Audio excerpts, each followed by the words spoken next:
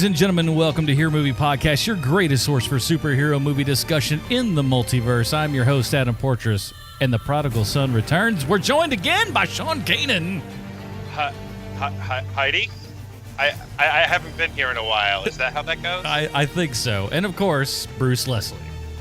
I'm a prickly pear, and in my experience, the hand is the chast's best friend. Hello. We are back, everybody, and we are super, super excited. Sean, welcome back to the show, man. Everybody thought you were dead. Nope, still alive. Still hey, alive. You know, Humperdoo's done shooting, so we got our own little Humperdoo back. In the mid '90s, that wouldn't have been too far off. Humperdoo Prime, right back in service, boy. But he's been gone for a little bit. The rumors of Chris Hardwick actually kidnapping him, we can't substantiate or deny those. So, you know, still litigating. So just, you know, keep those on the back pocket as you can, kids. He will not talk to me. I've tried every way I could get someone to talk to me. He will not reach back. Oh, man. But what are you going to do? I'll tell you what you do. You go on down to the iTunes there. You drop us a 5-star review, a.k.a. Humdinger. Humdinger. And this one, honestly, is a fantastic... Oh, that fit like an old shoe. Didn't it, though? This one is pretty apropos for Sean's return. It's from Proto39, 5 stars, and it's entitled, Who the Heck is Heidi?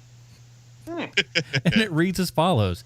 This is an addicting podcast, and I'm a comic book movie fiend. I found this podcast after listening to Bruce's other 2 comic podcasts, but I like his humor on this podcast most of all, as it seems he's less bound to civility. Leslie Unleashed. Oh, we should rename the podcast. Agreed.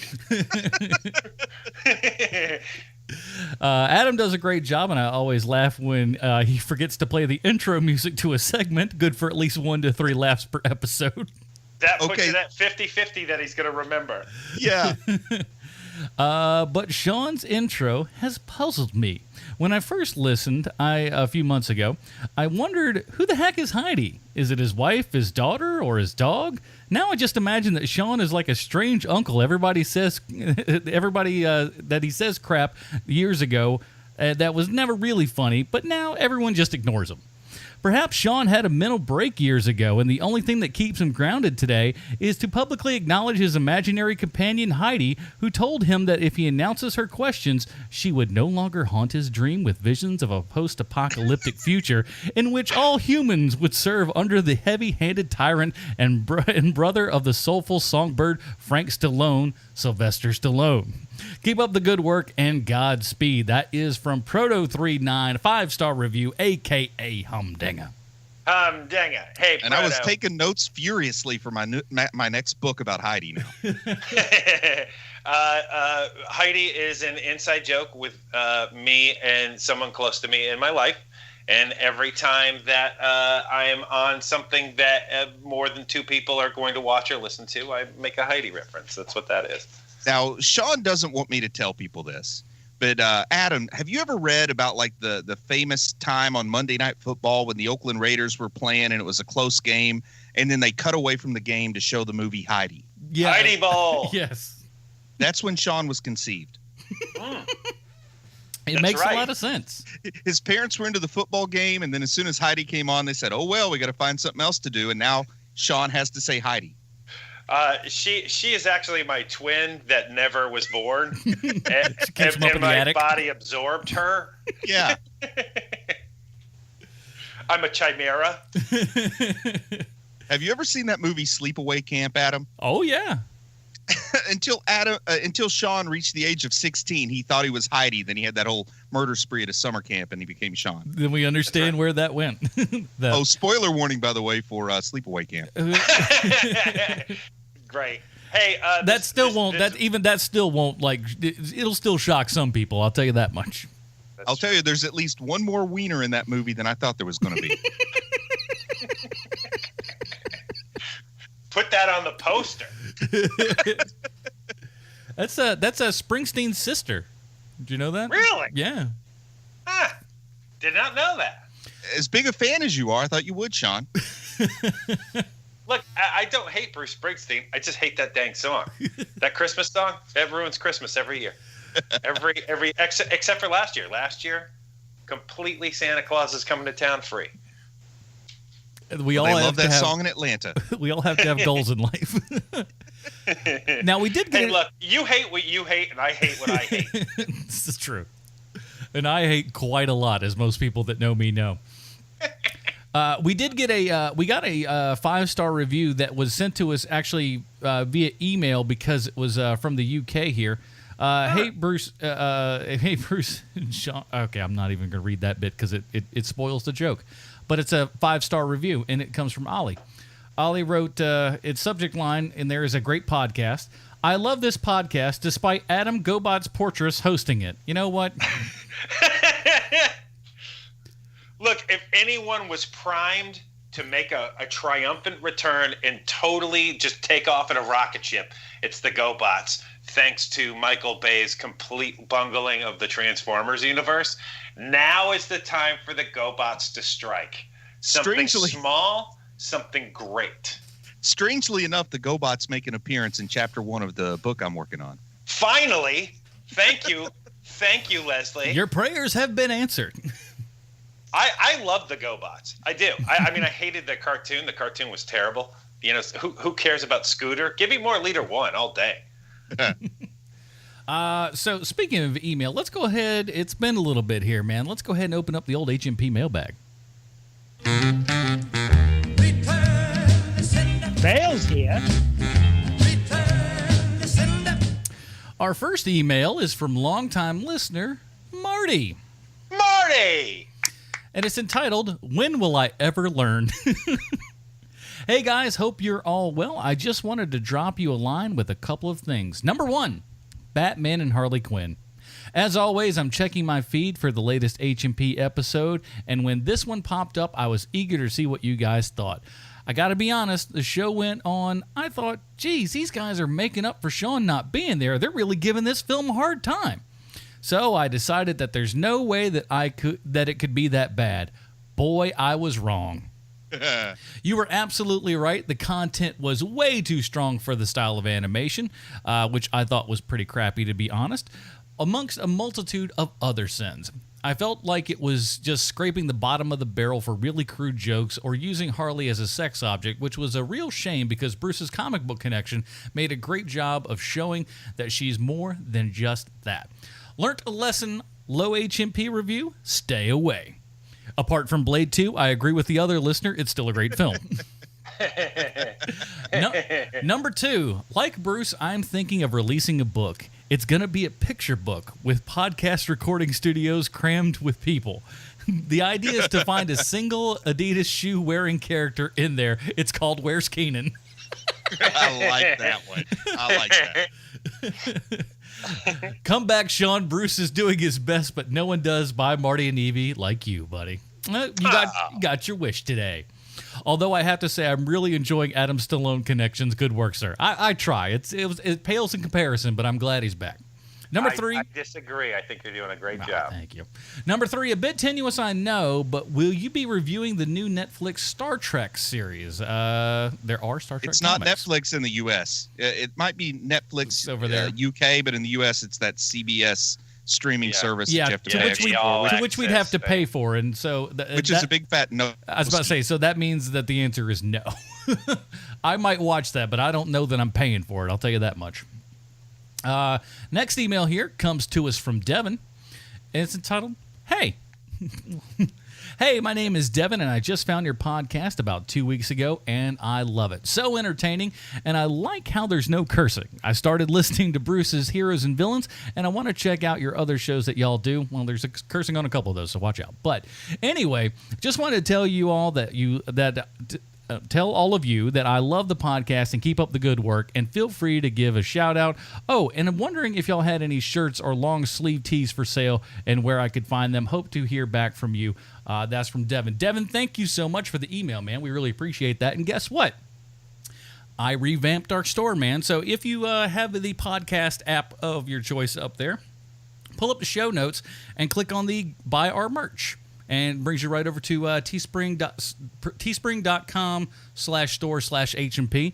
But it brings you directly there in the show notes, so click on that. It's the easiest way to do it. We got all kinds of stuff up there, from humdinger shirts to mugs and all that kind of good jazz, man. And we'll be putting more stuff up there as time goes on. So, wish fulfilled, my friend. Did he actually write that last part, or is that something you No, he absolutely wrote that. Very good. Yeah. This one comes from Jonathan. Another great episode. Hello, gentlemen. Believe it or not, I'm still catching up on episodes between Preacher Podcast, Heroes and Villains, The Film Find, and Hero Movie Podcast. That's a lot of content. Indeed it is. The episode I'm writing about is the Batman and Bill episode. I love all your stuff, whether it be the straightforward reviews of current superhero movies or the laugh-out-loud reviews of old superhero TV shows, my personal favorites. But this episode had a different chord with me. The passion that you three had on this subject was riveting, especially Bruce's just below the boiling point arguments. He was a little crazy, that one. I felt if the people who had wronged Bill Finger were in that room, he would have wrapped them up in his blue wizard cloak and win a few rounds. Yeah, there's a good chance. I have the staff over there. It's a good thumping staff. I was watching the other night, this documentary on the Batman TV series. And a picture of Bob Kane came up, and immediately I had to shut it off.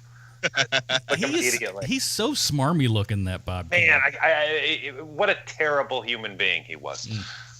He continues. I'm sorry. Continue. The documentary became a second thought to your frank and honest discussions of the way things were done in the past. I'm not a comic book follower. I just like going to see the superhero movies, so I learned some fascinating stuff this episode. This podcast continues to be an amazing thing to listen to, and I hope that I hope I never get caught up with the episodes, because I'll just have to wait. Thanks, John. John, thank you for that email, man. We really appreciate that. Yeah, man, that's a great email. Thank you, John. And I think, let me see if I want to read this. I've got two more emails, but they're Defenders related, so we're gonna actually save those just before we drop our final reviews here. So for the time being, let's close up the HMP mailbag. Bale's here. And, of course, as always, if you'd like to send us an email us at heromoviepodcast@gmail.com. We really like to receive those, man. Well, let's go ahead and get into it. Here's a trailer. For those of you that don't remember the first half of Defenders, here's a trailer to kind of get you caught up on a little bit of what's going on. This wouldn't be my first choice, but I am a sucker for fortune cookies. You know, I thought it would be a good idea if we all talked this over. Like adults.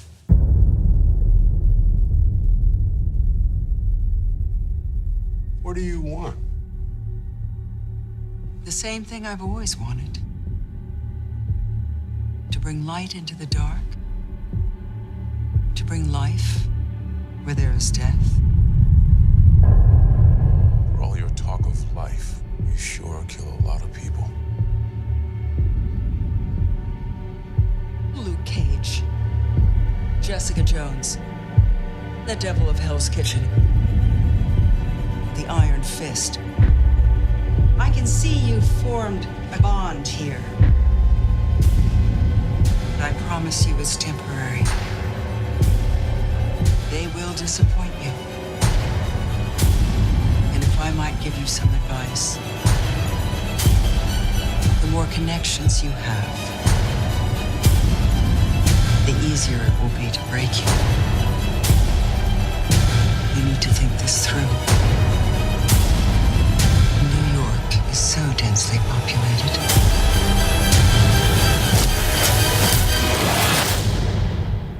The only way out of here is together.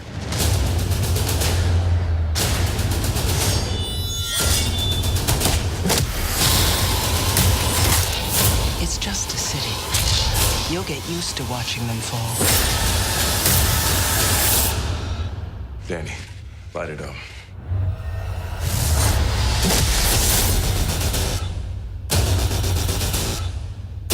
Let's go, Ironclad. It's Iron Fist. I know. All right, that was the trailer for our second half of Marvel's The Defenders. Available there on the old Netflix and whatnot. And, of course, like we said, we're reviewing the last half here. If you want to listen to the first half, go back a couple episodes.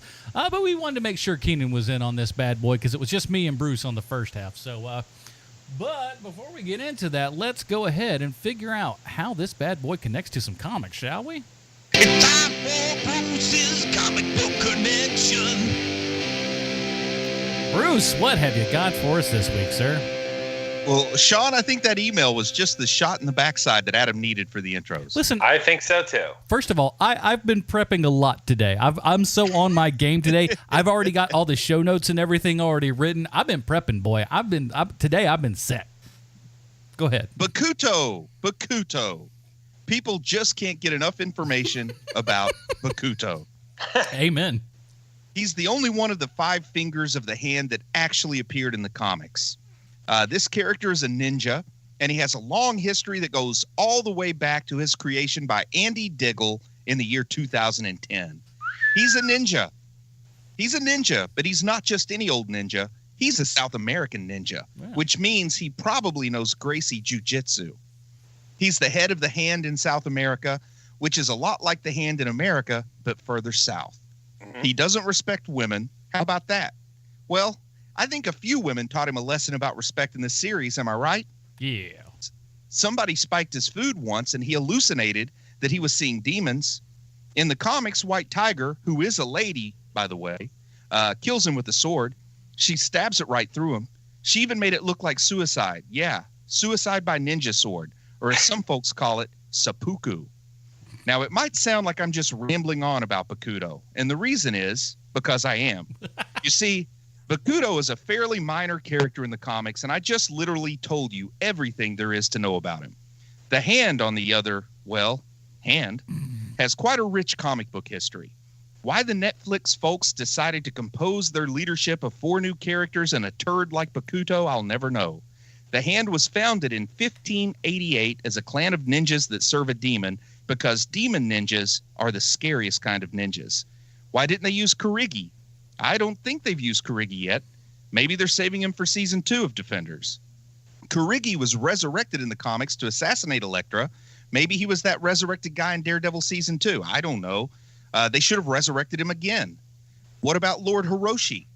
I'd have been down with Lord Hiroshi as one of the fingers of the hand. There's also Black Tarantula and White Tiger. They would have been cool enough. There's also Typhoid Mary. If there's a character that's ripe to make an appearance on TV, it has to be Typhoid Mary. In the Shadowlands storyline, Daredevil is the leader of the Hand. Now, that sounds like a good plot for Daredevil Season 3. Well, anyway, I think I've said enough. So for your comic book connection, there it was. Everything you wanted to know about Bakuto, but were afraid to ask. You know what this sounds like? This sounds like a book report where you haven't read the book. So you mean an Adam Portrais book report? Because, boy, that's how they went for me. It was just called, I'm going to kind of skirt around the same thing about 4 times and then, restate what I was stated I was going to state in the beginning, and then we're done. The end. It was kind of like one time I was given a haiku and told to write a 3-page paper on it. That's what it felt like to me, because Bakuto is the haiku of comic books. There's not much there. But it doesn't go nearly as deep. Now, Sean, since we're doing the second half here, do you remember the first half? Can you separate that off, or what were your kind of initial thoughts going into this whole thing? Well, look, I can't separate episode 1 through 4 to 5 through 8. I don't know. I don't know what that is. But what I can tell you, I can give you a lot of general opinion on this show. Okay. Yeah. So the first glaring thing here is that Marvel Netflix needs to slow it down a little bit. They are running full time with 2 shows at the same time that they're trying to get made, and because of that, things are starting to become shoddy. And I noticed it around the second half of Luke Cage, because the first half of Luke Cage is awesome. It's the second half where things get where you're like, oh, come on, And then we see Iron Fist, and Iron Fist is just a pile of wet garbage, and the guy who plays Iron Fist is all wrong for it. And I thought about this today. You know how you make that character better? is you give him a laugh row. Do you know what that is? No. It is a clown wig. rainbow colored clown wig. I'm all for it. A laugh row. Because here's the thing, right? So we get into Defenders now. And Defenders, right off the bat, they're like, hey, you know that thing that you hated a couple of months ago? We're going to start with that. So you immediately start with Danny Rand and his sidekick, who's a very, very attractive Asian girl who looks like she's constantly smelling farts. The look on her face is always she's smelling farts the entire show, all the time.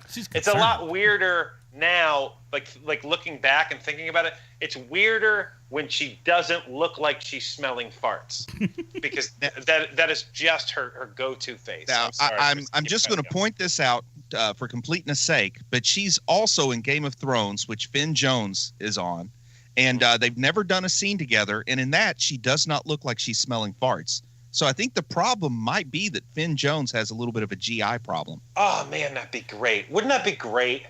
And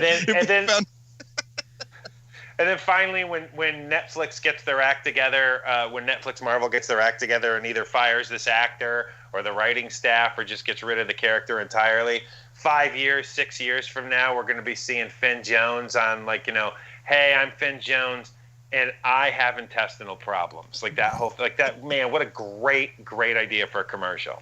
Or they could just hire me to work on the script and I would write in somebody has to light a match in every scene. That's really great. I love all of these ideas. We're just spitballing right now. No such thing as a bad idea. This is a safe place. The thing that I've noticed is that, because with Iron Fist, it was kind of like, I'm not a big fan. It's okay. You know, that's kind of where I left that series. But coming into Defenders, I realized that I hate Iron Fist. Netflix Marvel Iron Fist. I hate it.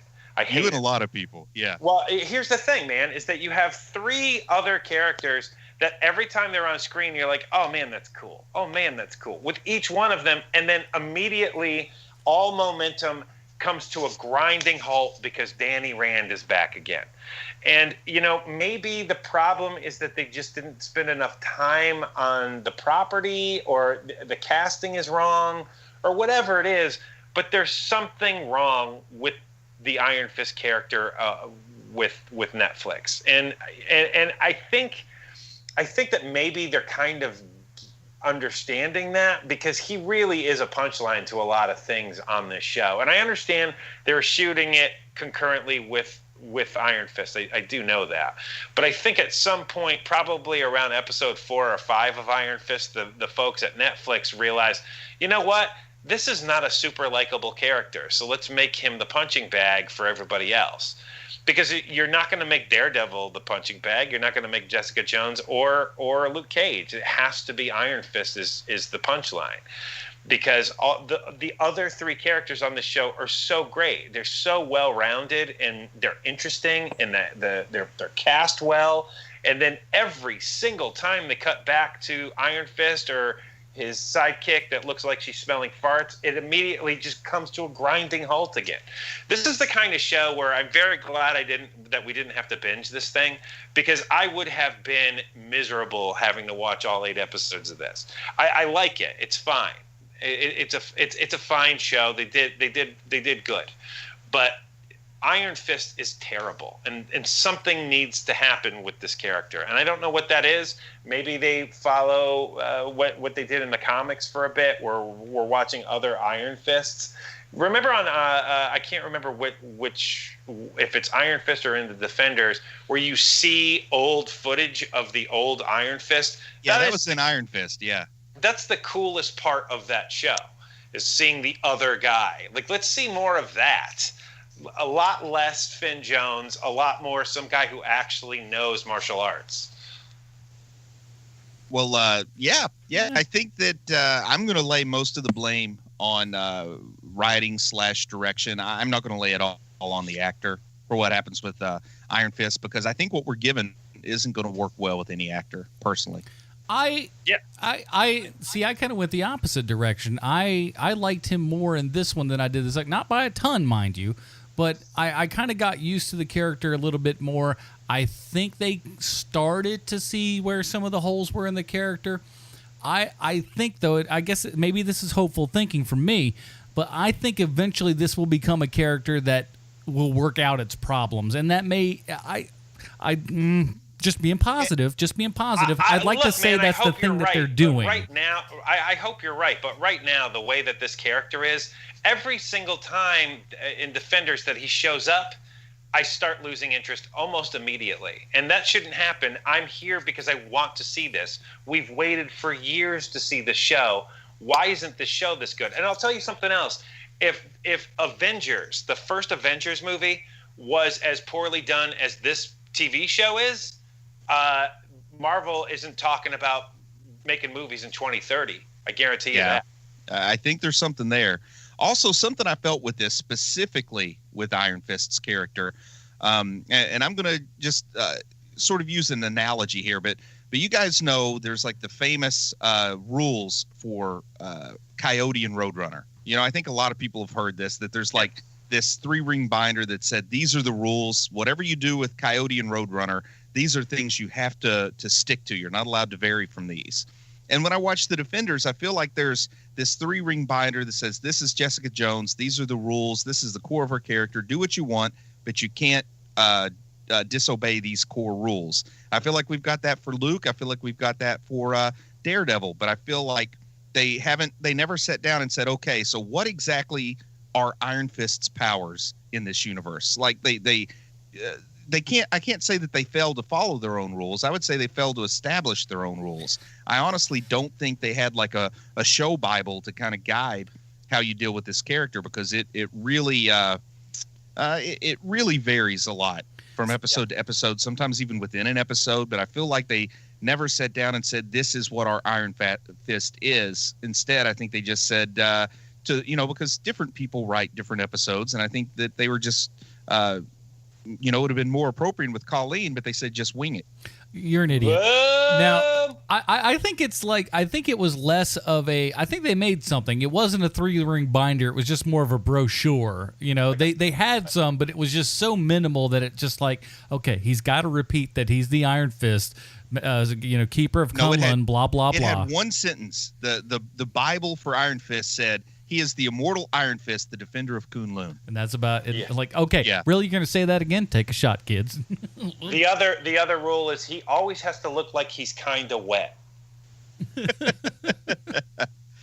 Well, episode 5, for this back 4 episodes, that's the episode where they're all in the Chinese restaurant. Mm-hmm.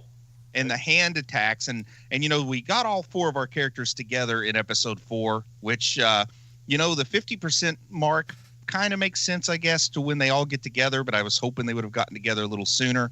But in episode 5, they're all in the Chinese restaurant. Matt Murdock still has a scarf wrapped around his head so that nobody will know who the guy with the scarf around his head is. And Elektra shows up, and Matt recognizes Elektra, calls her by name, and she prevents one of the other guys from killing Matt Murdock. And Luke Cage is able to kidnap the Sawandi, the guy with the white suit that seems like he may be of African origin. Mm-hmm. What'd you guys think? I mean, you have any thoughts on the whole? I kind of, one of the better parts I thought was this first part of episode 5 where they're having the fight in the Chinese restaurant and everybody gets a chance to shine. And it's kind of funny because Jessica says, what, am I like the only person in New York who doesn't know Kung Fu? I liked the beginning of it where like, it's not connected to the restaurant yet. You just see all these people gearing up, and the music that's playing in it, you're just like, well, what is this? Where are all these people going? Because you're not quite sure that, they're from the hand or anything. But we assume it, of course. But everybody's getting everything ready. They're all getting in a van, and, a lot of eyes peering back and forth at each other and all this kind of stuff. They're really building up this tension. And when they get to the Chinese restaurant, it's already going. Like, things are already going down there, and then they jump in the middle of all of it. It's really cool. It's like, by the way, this is already in action that, we left in the last episode. One of the reasons why I like this scene so much is that it's something that we really haven't seen in Netflix universe, where, oh, this is something, one of the things that makes me nuts about Netflix Marvel at this point is that it's repetitive. It's very, very repetitive. And, the hallway fights, the dirty alleys, oh, this person is dead. No, they're not. Like they do that an awful lot in Netflix Marvel. But we have not seen something like this before, and it was great. I really like the banter between the three of them, because I'm not counting Danny Rand as a defender.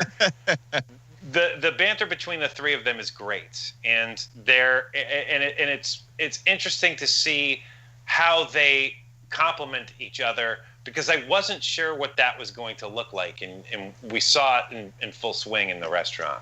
And something that, this kind of brought to my attention that I'd kind of forgotten, but in all the Marvel universe, including the cinematic and the television and the Netflix, Matt Murdock is the only hero that still tries to maintain a secret identity. Everybody knows that Tony Stark is Iron Man. Everybody knows Steve Rogers is Captain America. Nobody really has a secret identity anywhere except for Matt Murdock. So it's kind of fun suddenly to see them, playing up that kind of outdated trope. Clark Kent's got to hurry up and put those glasses on before somebody realizes he's Superman, because the scarf on the head's not fooling anybody. I like, though, later her like when Jessica Jones sees him in the costume for the second time, like he kind of shows up and she looks over and basically says, "Oh, this again." She says, "Nice ears." No, that was the first time. The second time he shows okay. up. The second time he shows up again, and she's just like, "Oh, so we're still going with you wearing this, huh? Okay, sure."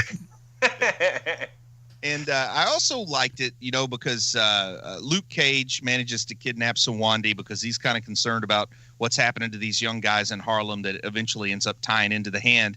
But Sawandi warns him that the Hand is going to go after their loved ones. And we sort of have like an evacuation montage where they're rounding up all their friends and loved ones. And, usually, like I think I've used the Avengers before as the comparison. When there's an Avengers movie, you're not going to see much Happy Hogan. You're not going to see the supporting characters because they're spending all their money on the principals. But we get this nice little montage where we get to see all the like minor supporting characters. I mean, Turk even shows up in this, but we get to see Trish Walker getting taken away to safety. We get a whole bunch of Malcolm, I think is the name of the guy that used to be a heroin addict that straightened himself out. Right. We get to see all these other supporting characters, which is just kind of nice. It makes the universe feel more real, more lived in. Unlike, a lot of times, if there's a team up, we're not really going to see or hear any mention of the supporting characters. They're off on vacation, Yeah, and we get to see what happens when, like when Trish Walker gets to meet Foggy Nelson. Like you get to see stuff that you don't expect to see. I really enjoyed that, where they did the roundup and we got to see Karen Page again. All kinds of cool stuff there. I kind of like that part. I agree. I didn't think about that till you brought it up. That's an excellent point. You're not seeing a whole lot of Hawkeye's wife. You're right, man. You don't see much of Hawkeye's wife, even though I'm a big fan of that actress. Linda Cardellini. Aren't we all? Yeah, I'm a Freaks and Geeks fan, so I like her from that. Yeah, I'm dumb. I like her as Velma from Scooby-Doo. Yeah, I'm dumb. I like the wardrobe for sure. Mm-hmm.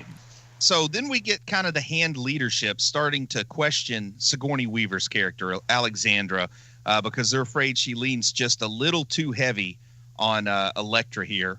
And, the resurrected Elektra, the assassin that she kind of uses as her muscle.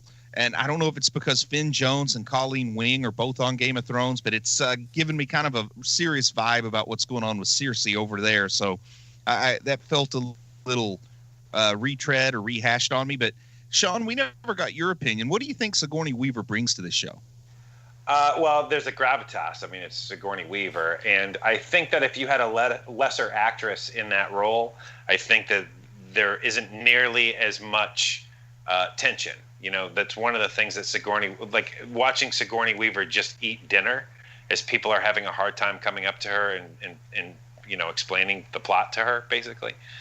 There's a tension there that a lesser actress is not going to be able to bring to the table, and I think that that's what she brings. I do have to say I have a question about why Sigourney Weaver's character, why Alexandra cares so much for Elektra. That's not ever really explained ever. Like, what's the connection there? Why?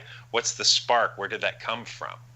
You know, she just kind of decides, hey, I like her. She's on my team. Like, she gave up the last bit of her staying alive juice, as it were.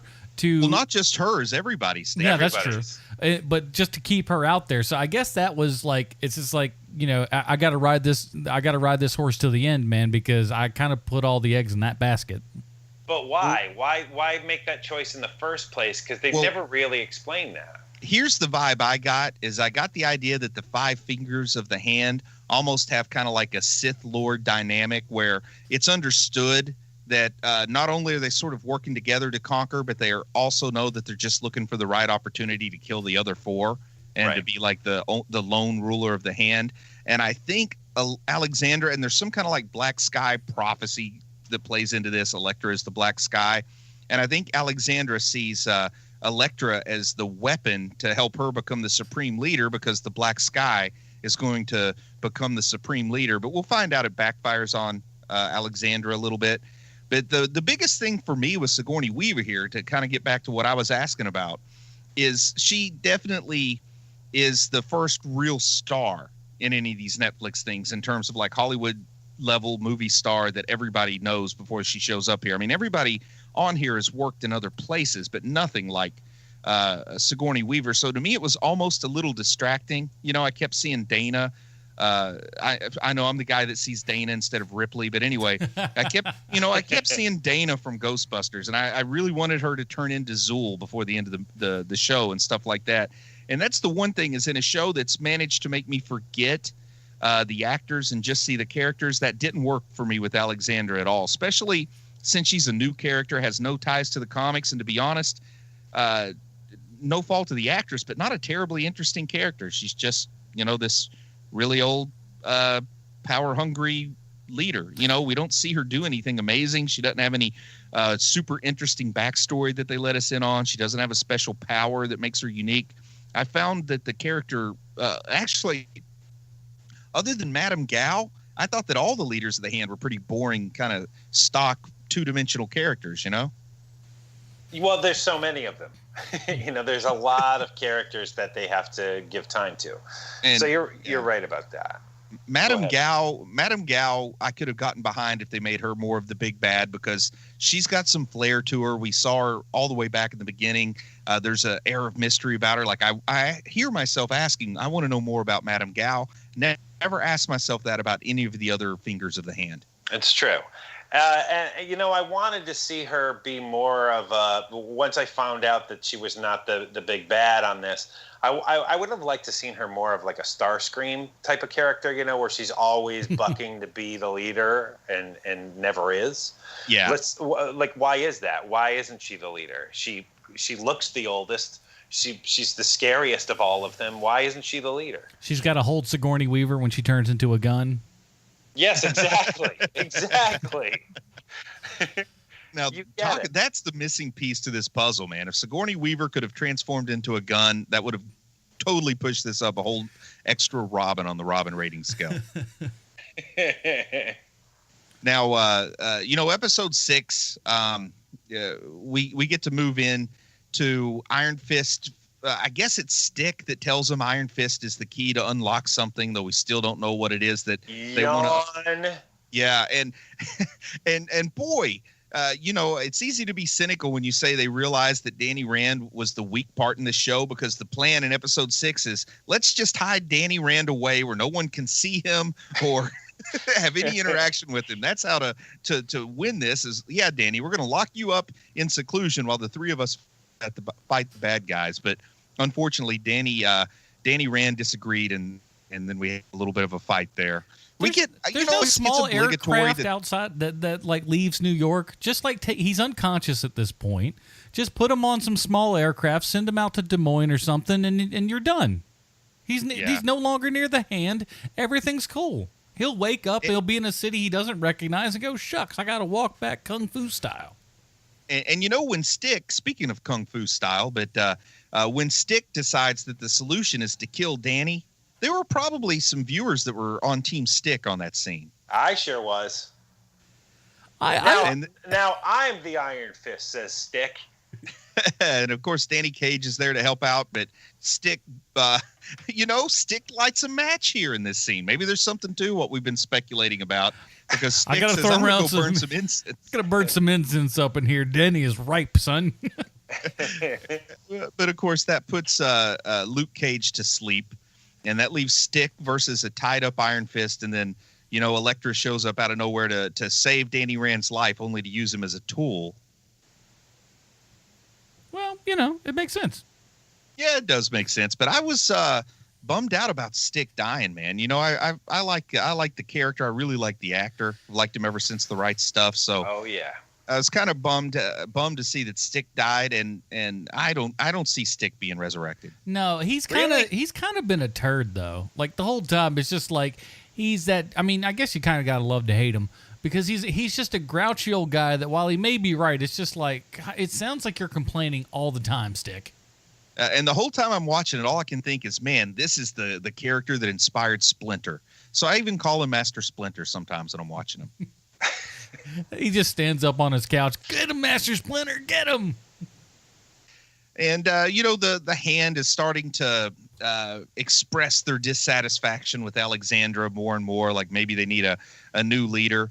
But we get to see a little Matt Murdock and Jessica Jones kind of doing their own thing. They're investigating about that big hole underneath Midland Circle.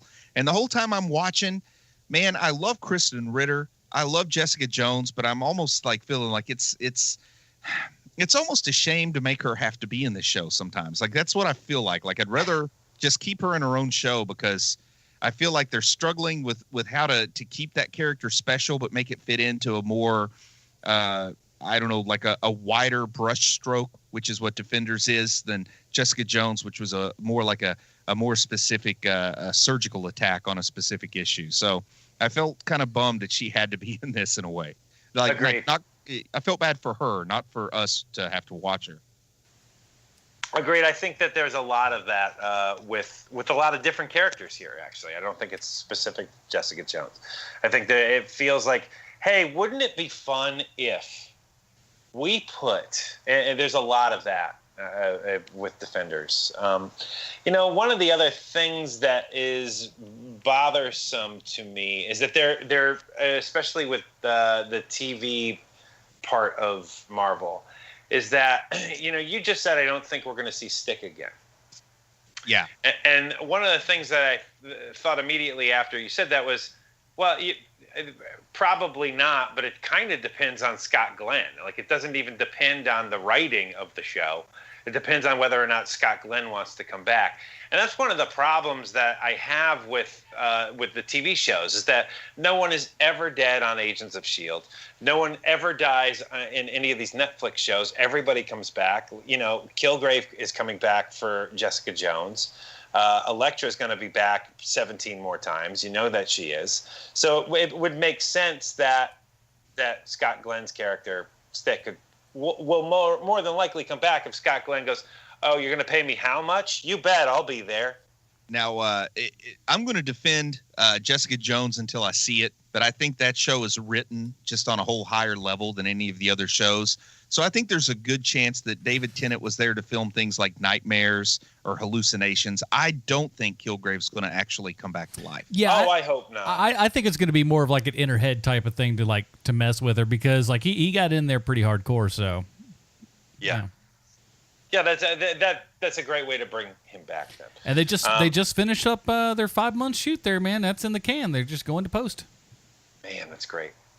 Well, it's the end of episode 6, and at this point, I didn't realize there were only 8 episodes. So when I'm watching this, I don't see how many overall episodes. I'm just going through one at a time, thinking I'm getting 13 more episodes. And it's at the end of episode 6 where Elektra kills Alexandra and declares herself the leader of the Hand. And I thought, okay, now this is getting good. We're going to get a whole half season of Elektra dominating the Hand. And that's when I realized there are only 2 more episodes. But I will say I didn't see that. Maybe I should have. Like, in retrospect, I look at it and say, well, it's not like a big shocker. Some people probably did see it. It's nice to see Elektra have her, to see Alexandra's own plan backfire at her. And it kind of makes sense that if you're going to have the Hand and the only recognizable characters from the comics are Bakuto and Elektra, that Elektra is going to end up being the leader, not Bakuto. But it still caught me off guard. I liked it, and I liked it more the second time that I watched it. It felt, I guess the first time was surprise, but this one felt like it almost, like it kind of deserved to be there in a way. But I liked her going in there just going, look, this is not the game we're playing. And I always love the, hey, I killed the leader, I'm the leader now. And how everyone else kind of falls in place just going, gosh, she did stab her in the back with some size. I guess she is the leader now. Well, also, I mean, I think the idea is that they were intimidated. Nobody would dare stand up to her because she's the Black Sky and they're all afraid of her. And they just saw her kill Alexandra. But I mean, it was a backstab maneuver. It was an assassination. It wasn't like she defeated her in a big battle. I still think Madame Gao could take Elektra in a fight, just from what they've shown us of Madame Gao in the show. So it didn't quite make sense to me that they would all I wanted to see her slaughter all of them and become the leader because the other five finger, all the fingers of the Hand were dead except her. I would have liked that a little bit better, but maybe let Madame Gao escape because I want to see her around. Madame Gao, especially and we'll get to it. That last episode, man, she is whooping some butt, boy. She don't play. So You're right. If anybody could challenge Elektra, I mean, Bakuto would go down in 3 seconds. Yeah. But Madame Gao would have gave a fight for sure. Yeah, Madame Gao is the only finger of the Hand who I really care about character-wise. And then as far as the actress, the actor Sigourney Weaver, I mean, come on, there's no way they were going to be able to afford too many episodes with Sigourney Weaver in it. It kind of makes sense that she has to die off, and she's going to stay dead. Unless when they resurrect her, she suddenly looks like an actress or an actor who works for much less money. I agree with you. There's going to be resurrected me, but I look like Ray Perlman now. There's going to be a whole lot of Phantom of the Opera masks. Yeah. Little Plan 9 from outer space going on. That's right. The other thing about the five fingers of the Hand is that why introduce all of these characters just to have them not do anything? Really the only time you see them together is they're sitting down at that round table, which, don't get me wrong, I love a good sit down at a round table dealio. I love it. Even seeing the JLA, you see the file folder out and they're all sitting in the chairs there. That's a great scene. But why introduce these characters if you're not seeing if there's no political intrigue behind these characters? They're not trying to attack each other, or maybe the opposite, that they're combined into this great unit. You don't see any of that. All you see is just conversations of, well, are you sure that she's the Black Sky? Yes, I'm sure she's the Black Sky. I don't know. No, she's the Black Sky. I'm telling you. I wish you wouldn't have used all of that sweet everlasting life juice on her, because we could have used that. That's the only time that they ever speak. There's no reason to have those other characters there. Yeah, you're right, man. You're right about that. And then we get into episode 7, which is the next to the last episode, or some fancy people say the penultimate episode. But that's when, Danny Rand is prisoner down under the hole below Midland Circle. And we find out that what they want him to do is open up a safe to what was left of Kunlun so they can get dragon bones to make more Fountain of Youth liquid. Who amongst us hasn't been in that situation in life? So, this is why they need to take more time with their shows. That sentence that Bruce just had a hard time getting through, that is why they need more time. But there's something I do like, because the ladies of, Jessica Jones, Matt Murdock, and Luke Cage are down in the hole trying to rescue Danny Rand. But then we really get the supporting characters to come in strong starting in this episode, because Colleen Wing shows up with a bunch of explosives, which, by the way, my wife got a big shipment of white sculpting clay through the mail, and I wondered how many post offices were freaking out thinking that was C4. I even thought, man, when I fly to Atlanta, I wonder if I could take just a brick of that modeling clay in my carry-on. What would happen? That's fun. Messing with airport security. What a great idea. That's a fun idea. Excuse me, sir. What is this? I just like making teacups. And then Misty Knight shows up. She's kind of been left in the dark about exactly what's going on, but she decides to have faith in The Guys. So she shows up to help stall the police along with Claire Temple, which we'll talk a little bit more about Claire Temple in episode 8 and how I think she was maybe misused towards the end of this series here. But, we get the ladies showing up handling things above ground while Jessica Jones, Matt Murdock, and Luke Cage are fighting against Madame Gao, Bakudo, Murakami, and a bunch of like those Cobra foot soldiers that are nameless, and they're going to go down with one punch. Mm-hmm. The weird thing about this episode to me was that it was like, oh, you're getting a lot done here, like too quickly. Like there's too much happening right now. Yeah. And Danny Rand does use his iron fist to open the door. And boy, I feel like they were maybe getting close to lunchtime in the writer's room. And they're like, well, he's not going to volunteer to open the door. And it takes effort to turn on. It's not like you can force him to turn on that iron fist and open the door. And they're like, well, how about he punches Elektra? She moves out of the way and he just perfectly hits the right spot to open the door. Cause that's kind of how it works. So dopey. So dopey. Yeah. Imagine how much better that scene would be if he was wearing a Lafro. That would have been a lot better, man. Yeah. It causes a blackout throughout all of New York when he does that. And then we see the big skeleton of the dragon, which is, oh man, Adam, what's the name of the dragon that he has to sink his fist into the heart of the dragon to become Iron Fist? Like this is supposed to be Xiao Lao? Smaug, I thought it was, right? Well, the thing is, we're looking at a dragon skeleton, but the name of the dragon is Xiao Lao the Undying, which I'm going to go ahead right now and say, whoops. Bad name. If this is truly his skeleton, they probably should have picked like hard to kill, but not impossible to kill Xiao Lao. That's right. Hey, it's 9 right times out of 10, I'm good. It's right there with Never Ending Story. My own ongoing lawsuit against a never-ending story. Oh, man. But I guess the secret to living forever is Dragon Bone. Yeah, that was so lame.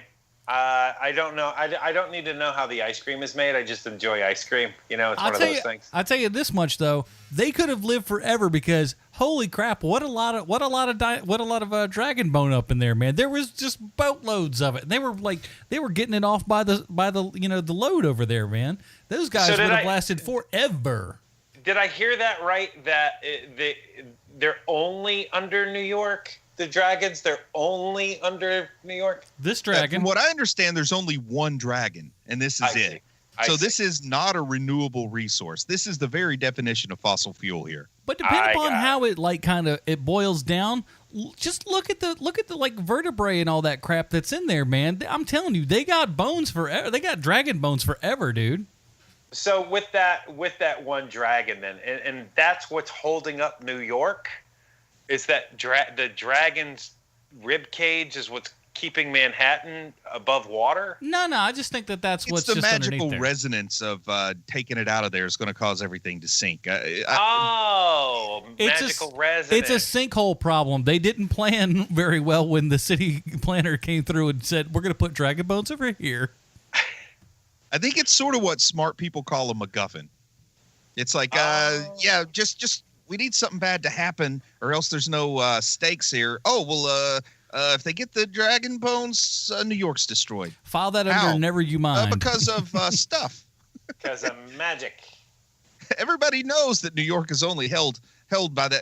My mom told me there was a dragon bone below New York and it would destroy the town if I ever went down there. So that's how she got me to stay out of the cellar. That's how it works. And then. Go ahead, Adam. No, it's fine with it. Look, man, it's silly, it's stupid, but it's fun. It's comic book bull crap that you just kind of go, all right, whatever. Look, here's the thing, man, is that I'm sorry for interrupting. I know you're trying to move us forward here, Bruce, but here's the thing. My favorite thing about Daredevil and Jessica Jones and Luke Cage is that it's a really easy entry point to bring people into comic book properties that don't necessarily like comic book properties. Yeah. It's an easy sell.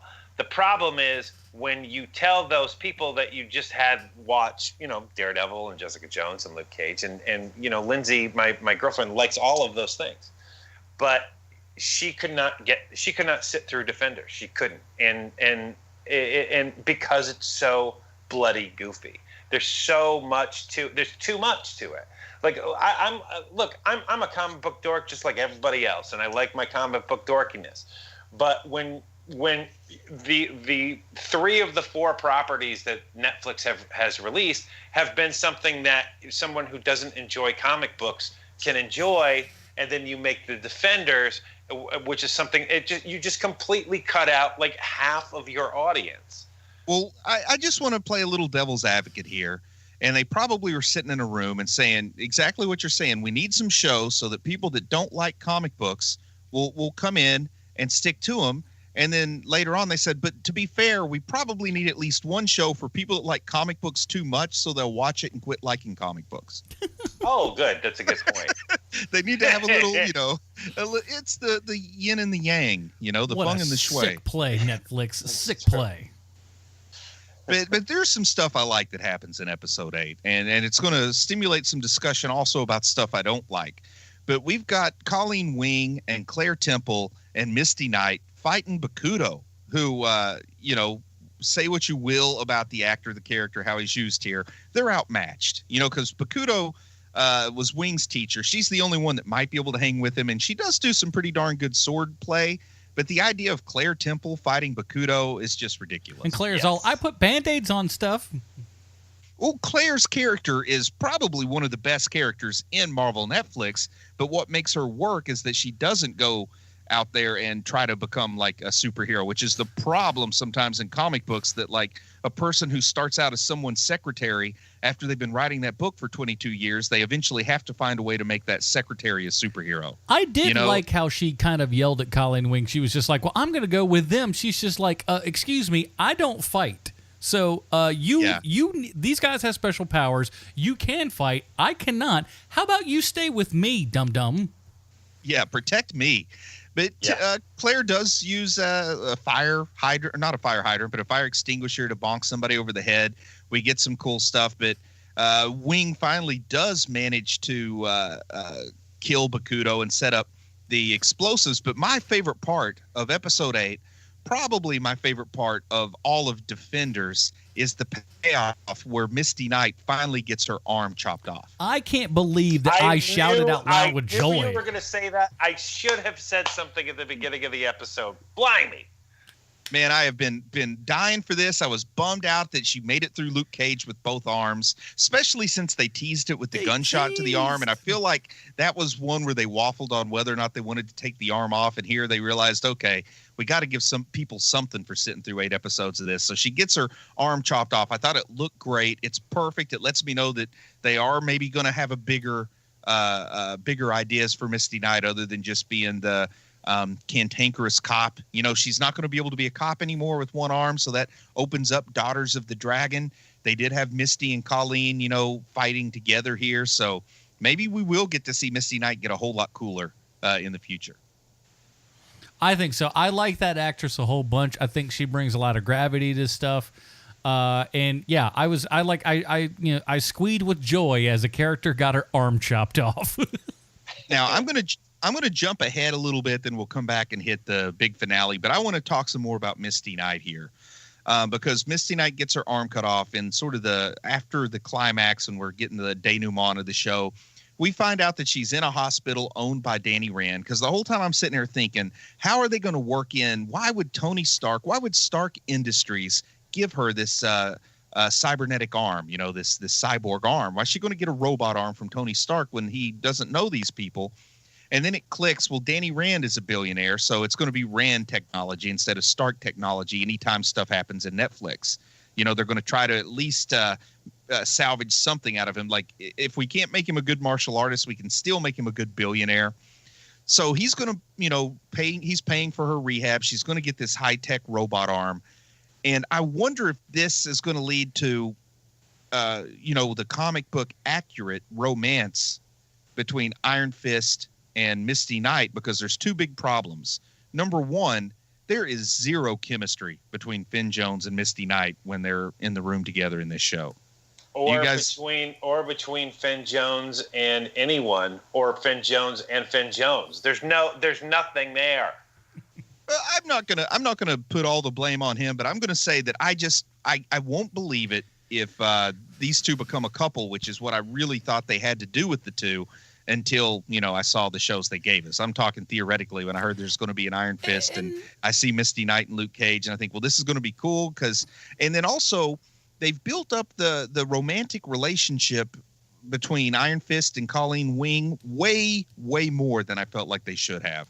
I felt like they should have kept that relationship kind of cool between those two, because I don't want to see that long term. And now they're in a corner that how could they have Danny just dump Colleen to the corner and start this relationship with Misty Knight, not have us bitter about it? How could Misty Knight and Colleen have any kind of friendship if that happens? I think they've really made a little bit of a mess out of everything they've tried to do with Iron Three Fist. words: Luke and Leia. Boom. They're going to find out that they're both related to Obi-Wan. Yep, exactly. And then it's all going to be like, oh, well, this makes more sense. How you doing, girl? But I got to tell you, man, if they had to say we don't really have the budget to do as many shows as we want, I would be more. I'm not saying anything earth-shattering here, but I would be way more interested in a Daughters of the Dragon, Misty Knight and Colleen Wing with Misty Knight and her robot arm fighting bad guys than I am about a season 2 of Iron Fist. And here's Are they talking season 2 of Iron Fist? I don't know that they are, but I'm just saying. With the end of this episode, yeah, I feel like I've read something that it hasn't been official yet, but it's looking positive for it. But I am glad we're going to get a robot arm in this show. Yeah, in this universe. buddy, I'm glad you got your robot arm, because you've been talking about that thing for like 3 months. So I'm very glad. Glad that you got a robot arm. I've been talking about it for over a year, man. Yeah. So I'm glad to get it. But I really like the actress that plays Misty Knight. I like the way she plays the character. I think they got something they could really work with here. And so what did you guys think about bringing Claire into the fight? She does what she has to do when she has to do it. I mean, the big thing is that, and I understand, what they feel that like they have to do is don't make her, and because they haven't the whole time throughout all the series with her being in it, is they've never really made her like a damsel in distress. Right. And that was a very smart play on their part, because the second that you make her that, then you've taken I don't know what to call it here. All of the energy that character has. Agency. Thank you, agency. Now, I want to talk a little bit more about Claire Temple here, because I feel like the only reason that they brought her into the fight is simply because they needed her there when the arm got cut off to stop the bleeding. Agreed. Yeah, well. But also, I wonder if they're investing too much in the relationship between Claire and Luke, because what we all really want to see is to me, now, different people, different generations, they have different couples that they think of in comics, but to me, Luke Cage and Jessica Jones are the most interesting couple in Marvel Comics. And part of the reason that they're interesting is that it's been a rocky road at times. And I'm just sitting here thinking, now, I've come to love this character, Claire Temple, so much, and it's like something, it's similar to what I said about Iron Fist, but it matters here because these are characters we care about. So if Luke breaks it off with Claire so that he can be with Jessica, it's just going to cause a certain bitterness, I think, amongst me as well as the rest of the audience. I think they've maybe went a little too hard in that Luke and Claire relationship area, because even at the end of this show, they have Luke meeting Jessica for a drink and they give each other a smile with a future in it. If I can quote Dream a Little Dream. It's been a while, man. It's so like everything is. Please quote more. Everything is coming back. Sean comes back. Bruce quotes "Dream a Little Dream." I screw up on an email or two. Boy, it's nice to be back. So, how do you feel about this whole dynamic they've built with Claire, Luke, and Jessica? I think they could have played off the thing with him and Claire as, it was a little physical, but they just didn't quite have the connection. But they really go all in with that relationship. Here's the thing. Go ahead. Go ahead. No, you go ahead, Adam. I think at the end of the day, it will happen, and the person that will end up kind of shying off from the relationship will be Claire. I think she's going to be the one who kind of give things up, and then Luke in his in his post crying and everything, goes, "Hey, you remember that little lady I had that crazy good time with? Let's go find her again." What if you She's still tune in down next for season coffee? and without explanation, Claire and Foggy are in bed together? Oh boy, go Foggy! I love it. Good job by you, Foggy. And it's also really, really hard, for the comic book fan and me to see this Luke Cage having a child with Jessica Jones and the two of them consenting to name it Danny after Danny Rand. Well, you're not going to – here's my theory on this is that you're never going to see that happen. No. Claire and Luke are they're a couple here. Like they're not going to – there's not going to be a big soap opera, I don't believe, of – Claire leaves Luke, and then Luke looks for comfort in Jessica. Like, I don't think you're going to see any of that. But here's my other theory, is that if Joss Whedon was in charge of Marvel Netflix, Rosario Dawson's character would have been killed off at the midway point of this Avengers. And there's also a scene in the police station where there's a room, and there are three people in the room. There's Misty, Claire, and Jessica Jones. And for the briefest moment, I just thought, wow, Luke Cage slept with all three of those women. Luke Cage get busy, son. He's the guy that's spreading the love around in the Netflix universe. Even though it doesn't seem that way, if you actually look at it, man, he's probably had more adult encounters than any of the other characters here. If I may. Good job, Luke. Good job. Good on you, buddy. Like going forward, anytime a new female Marvel character is introduced in Netflix, I'm just going to start a countdown to when she gets in bed with Luke. I love it. I hope that's an ongoing thing, like he's Billy Idol in the 80s. Like we're just every single lady that shows up on the show will have had a relationship with Luke. I like somebody walking in and them just look and like he looks over his shoulder and just goes, "What? It's what I do." You know who I am. No one can be surprised with this. And whenever I see Mike Coulter and Finn Jones do a scene together, I can understand why the ladies are picking Luke. I'm sorry. I like those two together, man. I honestly, they had some fun moments, man. If they did a more lighthearted show with those two, I think they could sell Iron Fist finally. I really do. A lot better with a laugh row. I think that's where that could really ultimately just super kick off and have a whole heck of a lot of fun with that. Now, before we get to the other one, let's talk about the big fight scene, because the big fight scene, that's important. Which part of the big fight scene? Go ahead. You just walk us through it. Well, the whole big thing. So first of all, Jessica goes back down. She goes back down and just goes, "Oh well, hey everybody, don't shoot me. I don't want to fight by myself." And then everybody jumps out, and it's a big giant melee.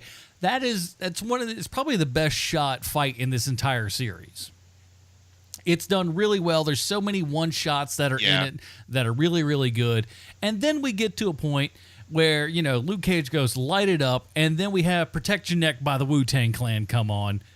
So good. Come on, dude. That was a good move. Yeah. So awesome. So good. And that last fight with everybody fighting together was pretty darn good, but it all kind of gets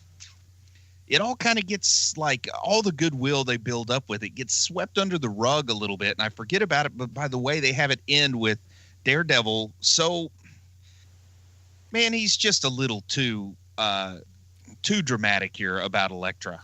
I mean. Something didn't seem sincere about it. You've got this perfectly good, interesting character in Karen Page that I'd like to see them explore her relationship with Daredevil a little bit more. And he's just going to refuse to live. Like, he's going to stay down there and die in the explosion with Elektra because he's in love with a zombie assassin. No, I say no because I want the Karen Page character to keep on going on. And if you go the way you're saying, nothing lies but doom for that character later on. So no, Bruce Leslie, I say you keep her around. Hey, in the first season of Daredevil, they hinted that there were some tapes out there she didn't want the world to see. I want to see those tapes. I want them to follow through on that storyline. I think you're going to. I think that's probably what season 3 Daredevil is going to be. But I'm just going to say I wasn't that interested in Matt Murdock's self-sacrificing, holier-than-thou obsession with trying to redeem Elektra. Like, I did not find that story satisfying in the way that just kind of drags on. Like they're there's this cool fight where the good guys kind of win and they're blowing up the place, and he's just got to mope around down there with Elektra, who, of course, is playing perfectly a very poor type of character, which is the psychotic lover who doesn't mind fighting to the death. She's happy, like the way she expresses love is making him miserable. That's kind of lazy writing these days, you know? Yeah. And they're just playing that out there, and I'm not enjoying this last little scene here. Yeah. And you're right, man. You know, I don't like that either. It's a touch too much for who they've made Daredevil be, you know? I think that I just thought of this, is that scene belongs in the Berlanti universe. Yeah. Yes. You know, it does not belong in Marvel Netflix, and it's just a misstep. And again, it's because this was so rushed. And that scene would have belonged in Frank Miller's comics because he built up that relationship so much better. He put a lot of significance and emotion and importance of Daredevil holding Elektra's dead body in the comics that I didn't feel in season 2 of Daredevil. Like, I feel like when they did season 2 of Daredevil, they didn't know this is how they were going to end Defenders, so they could have done a little more work in season 2 leading us this direction. For sure. All right. And at least, though, when Daredevil dies in the explosion, just to prove Sean wrong, Daredevil does stay dead here. For what? For 20 seconds?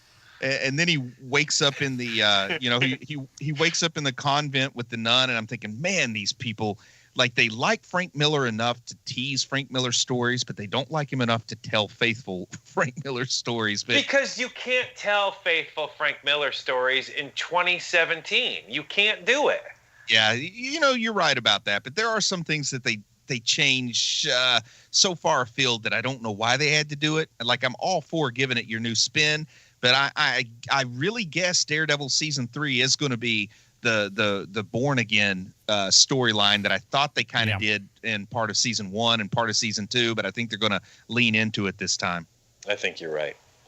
It felt good, and them actually, for those that don't know, calling his mom at the end there, who was a nun, pretty good stuff. I like. Now, did they I know in the comics that it's heavily insinuated that his mom is this nun that's taking care of him. I totally missed that in Defenders. Did they name drop that's his mom, or is that something you're saying because you know it from the comics? No, they name dropped her. I forget.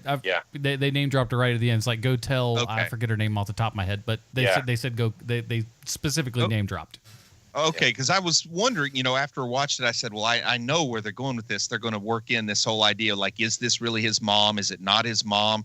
I didn't know that they had set it up that clearly here. So I'm glad you caught that, because I totally missed it. I'm familiar with it from the comics, but I didn't know they put it in here. So, yeah, they're definitely going they're definitely still leaning into Frank Miller enough to give us those recognizable scenes.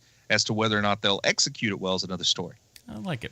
Now, before we get to our regular connection here and everything, I do want to read two of our two of our listeners have wrote in and given their thoughts on Defenders before we, kind of give our reviews and stuff here.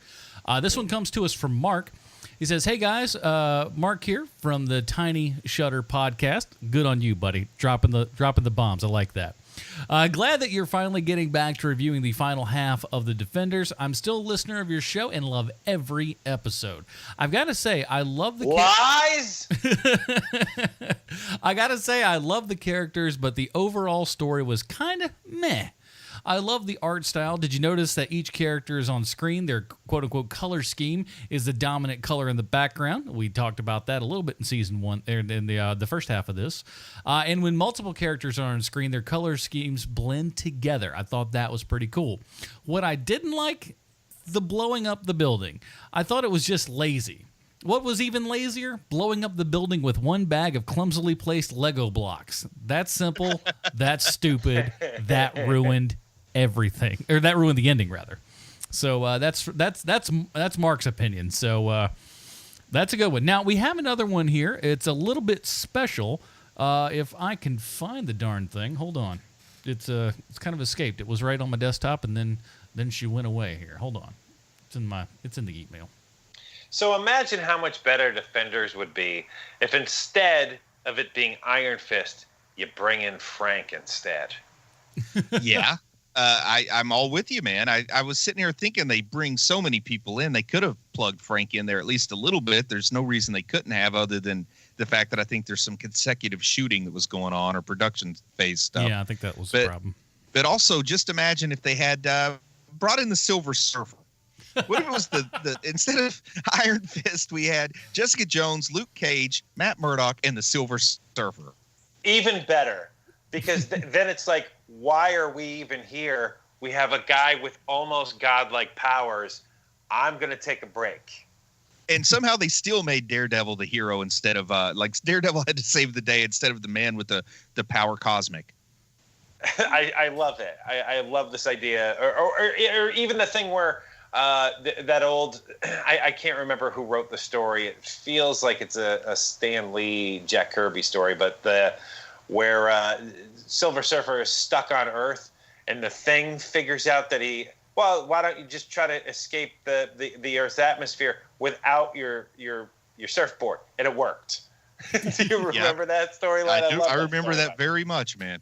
I love that storyline. You never thought about that? That was the first time. Now, our next one here is actually a voicemail. And speaking of Daredevil and being a lawyer and everything, this comes from our own lawyer, and Krista, who is a member of our Patreon team, patreon.com/HMP, for those of you that want to help support this program. And she's rallied a defense for defenders. Let's go ahead and take a listen. Hold on, I got this. This is low. Hold on, let me see if I can boost the volume on this any. We're gonna see what we can put together. You're struggling, Adam. Please the podcast. First, I must ask a moment of forgiveness. I misspoke when I last talked about pro bono work. Work is still considered pro bono if it is at a severely reduced rate.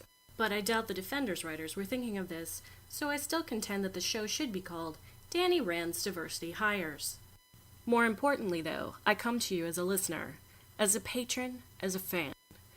And we fans come to you week after week to listen to you determine the fate of comic book-related film and TV with your trademarked Robin rating system. But this week, I must implore you for lenience.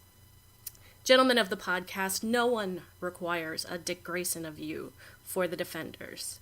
We know that this show does not resolve any unresolved father issues like Guardians of the Galaxy and Kingsman. The women are clothed. Claire doesn't even take off her dress or her boots on that table. But Kudu came back and talked.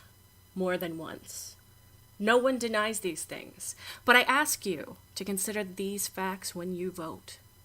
When a show lets Foggy get teased by Luke Cage and roll with it as any defense attorney would, you must vote Tim Drake. When a show gives us the possibility of Jessica Jones punching Matt Murdock so hard he could see again, you must vote Tim Drake. When Madame Gao's body isn't shown and you know she'll come back for another day, you must vote Tim Drake. When a show very clearly gives us the Misty Knight we want, even though we do not deserve her, you must vote Tim Drake. When Trish and Karen look like they're at the beginning of a beautiful relationship in every sense of the word, you must vote Tim Drake. When the rich white boy is the princess that needs to be rescued, you must vote Tim Drake. When Foggy stares at an empty doorway, willing Matt to walk through it to no avail, you must vote Tim Drake. And Adam, when I read this out loud myself instead of making you do it, you must vote Tim Drake. Gentlemen, scholars, podcasters, I may not have gotten a front row seat at the Preacher Podcast Dragon Con show as you promised. So I ask you this in its place. Find justice in your hearts. Vote Tim Drake for this show. The Defenders rest, your honors. Now which of you three boys is going to dress up and be my Elektra? All right. So that was That's all Adam. I don't dress like Electra. well. That is one hell of a closing argument. That's it. Hey, that's what happens when you're a lawyer, man. You can make those cases and stuff. But before we get to our final verdicts, we have to figure out how this here program relates back to the one of the most magnanimous man in Hollywood history, Sylvester Stallone. Thanks, Adam. I have a prepared statement. Oh, I love it.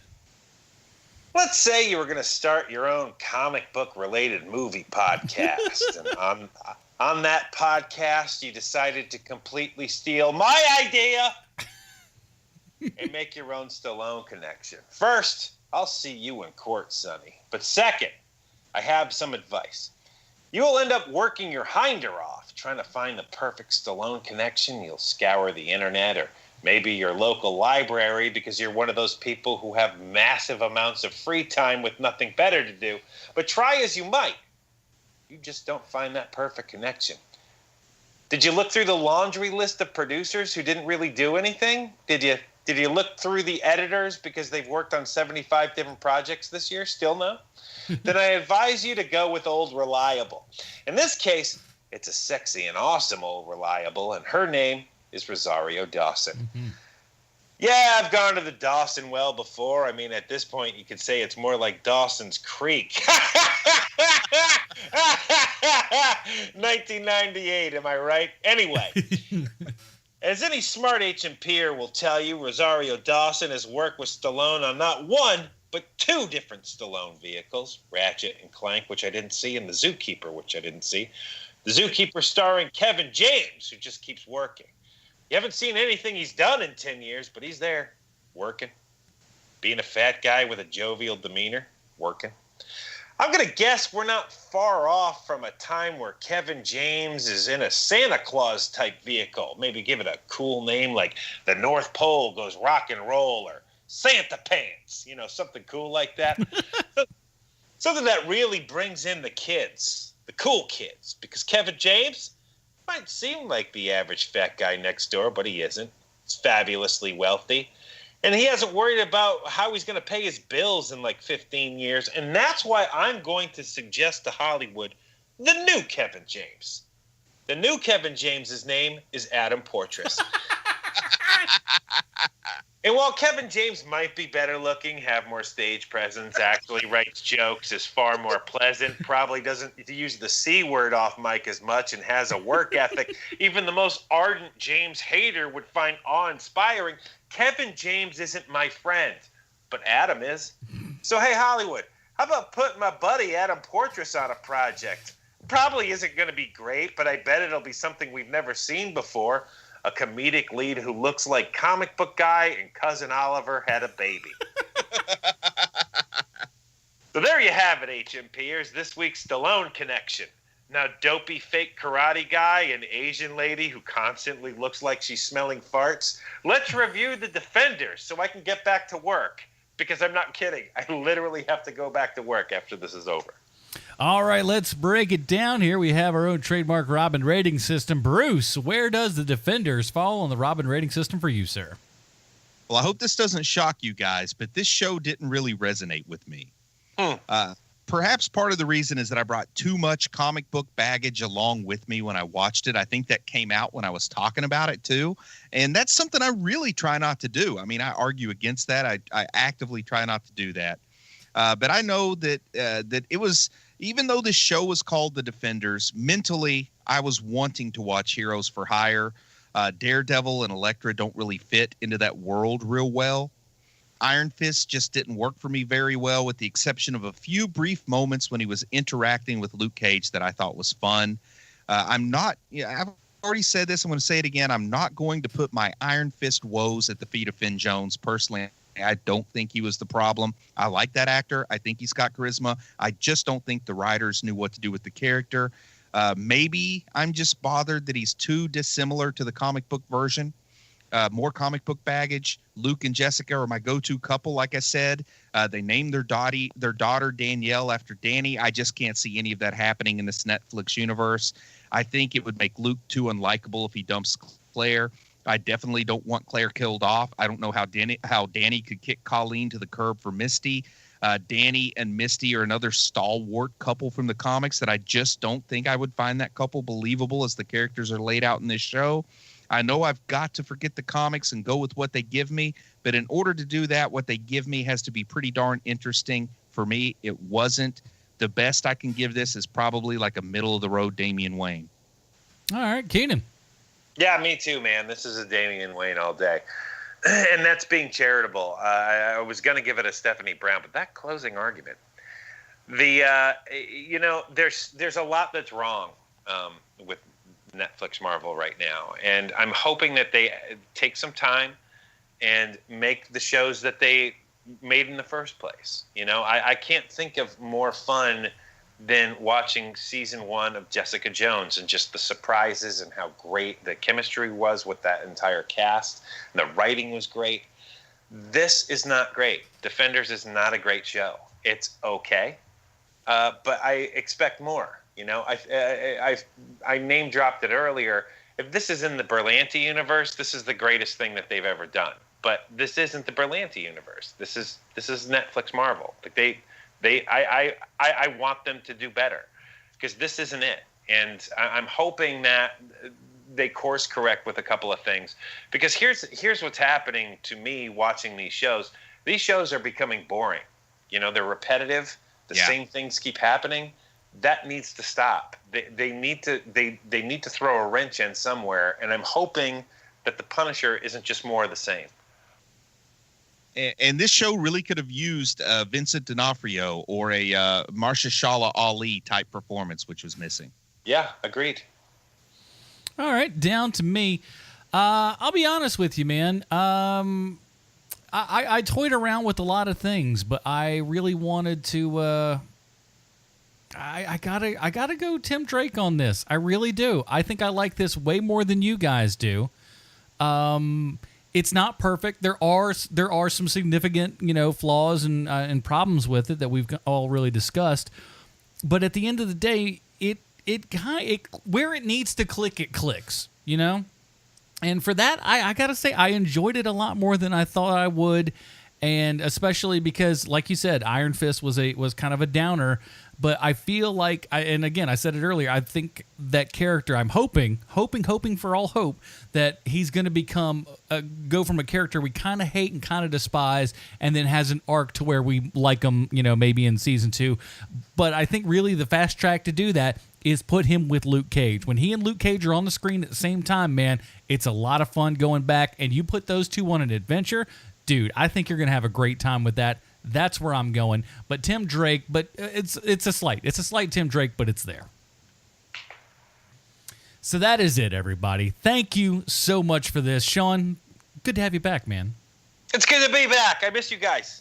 And, we like everybody out there who goes out to patreon.com/HMP and supports us there. Those people are going to be the people that are choosing our program for next week. So, whoa. Isn't next week when Kingsman comes out? Yeah, on the Friday of next week, which means the review will be on the 2nd of October. I've got this planned out, dog. Oh man, okay. I was nervous for a minute. We good. Because I got my expectations set impossibly high for Kingsman, and I don't see how that could possibly backfire. Kingsman, I believe, comes out on the now you've got me second guessing myself, so I'm looking it up again because you just made me, Hold on. Thanks for. Oh no, it is. So maybe it is. All right, maybe I screwed up. I think Kingsman might be our next episode. So Kingsman will be our next episode. Everybody, you know what that is. Go ahead and do it. Patreon, you'll wait a week. Why not? I screwed up. Okay, maybe I'm gonna say I put it in there so long ago that they adjusted the date. How does anyone buy that crap? No. Okay, fair enough. So in the meantime, Bruce, where can we find more of your work on the internet, sir? I just want to keep reminding people about the stuff I've got on Amazon, Amazon.com. Go there and look for Dragon in Gallus, my newest book. It is available as an ebook. It's available as an audiobook. It's available as a paperback. Somebody just picked up a paperback a few minutes ago, was checking, so thank you for that. And it is the sequel to Dragon in the Needles, but it's also not a bad place to jump in. In fact, The more books I write, I think the more comfortable I'm getting in these worlds that I'm working in. I think that a lot of people would be just fine jumping straight into Dragon and Gallus. All too often, we forget that Silence of the Lambs was a sequel to Manhunter. There's nothing wrong with jumping in at number 2 and having a blast. So go check out Dragon in Gallus. Gallus is spelled Gallis. And feel free to check out my other books there, too. Chubby Wizard, Wrath of the Manticore, the only Chubby Wizard themed book I can find on Amazon, and of course Dragon and the Needles, the first book. And while you're over there on Amazon, like Bruce's author page, the picture that he has up there of his face is just the best ever. It's just, I don't know, it's just like that's my go-to headshot now. I love that picture. It just it goes like that's what it looks like. If it were to make a sound, that would be the sound. I'll be honest, the inspiration was the movie poster for 40-Year-Old Virgin. Well, I can see that. You angle it down a little bit. That's not too far. Keenan. You can find more of my work on Movies and TV, because that's what I'm doing now. I'm sorry, everybody. I have been away. I need to make money so that I can pay for goods and services. So I have been working nonstop, and that is why I have not been around. Hopefully the thing that I just finished will get picked up. I have no idea. So that we can all laugh about it later. And you're still doing good work with Steve Harvey there on Family Feud, so keep it up. That's right, I am. Me and Steve Harvey are super tight.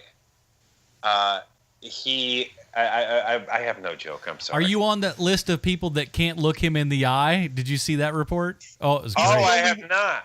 He's the only one who's required to look him in the eye. No. He's like, as soon as Sean shows up, he has to come to my dressing room and stare me in the eye till I go on stage. Wow, that's great. Are you kidding me? That's a thing? No, it was a thing. Like, so he put out like an email that was basically like, too many people are taking up too much of my time. Everyone wants to talk to me. He's like, there's going to be a hierarchy. These are the people you go to. If you see me in the hallway, don't stop me and talk to me for no reason. Find somebody and then, put them up. And then maybe if they find it, if they think it's important enough, then they'll bring it to me and then we'll talk. But stop. Wow, that's great. That stop happened. wasting my time. I'm sure I've talked about this on the show before, and I definitely have said it to you guys. But Madonna's people did that to me backstage at the MTV Music Awards. Yep. So Steve Harvey is as big as Madonna. Everybody.